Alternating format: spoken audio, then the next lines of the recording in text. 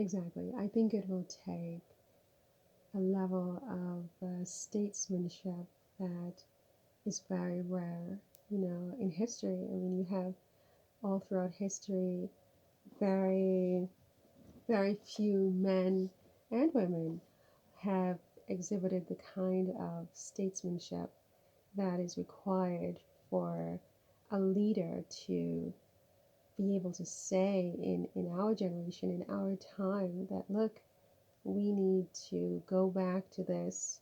We need to clean this mess up. We need to correct the record about these human beings, these members of our human family who were so egregiously violated by our governments. We need to let all the children know that these people were never owned. They were never slaves. They were always part of the human family. A crime or crimes, plural, were committed against these people.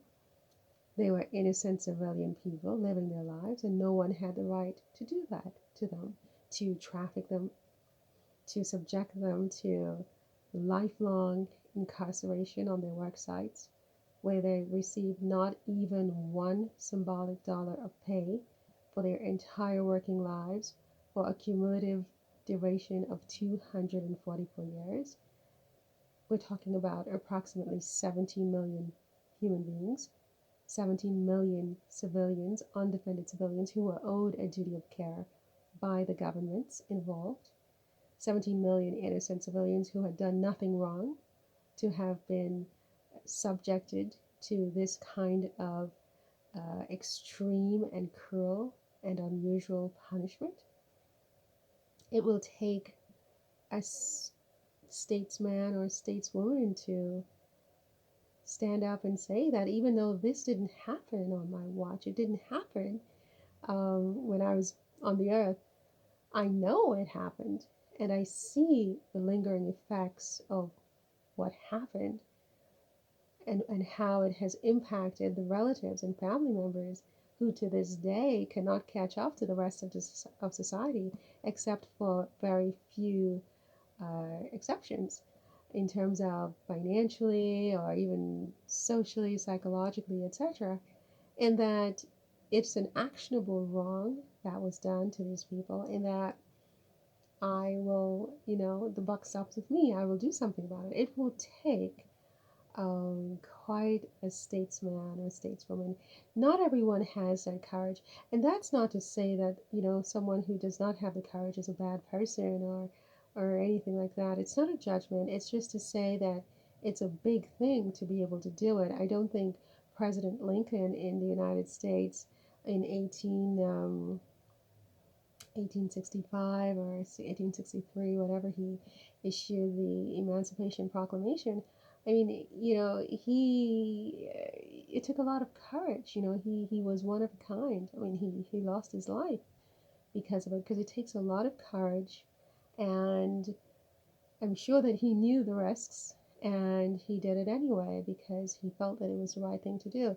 That's a statesman, right? That's a leader who, thinks of the common good, but also thinks about, you know, what may not even be quote unquote the common good at that time. I mean, the common good at that time was for this situation to continue indefinitely. And he said, "It's enough. I put my foot down and I let these people go. You can't do this." So, it took another 80 years, of course, for these governments um, to say that what happened to these people, or this type of thing, not what happened to these people necessarily, but this type of thing is not permitted anymore, and that it's a crime against humanity.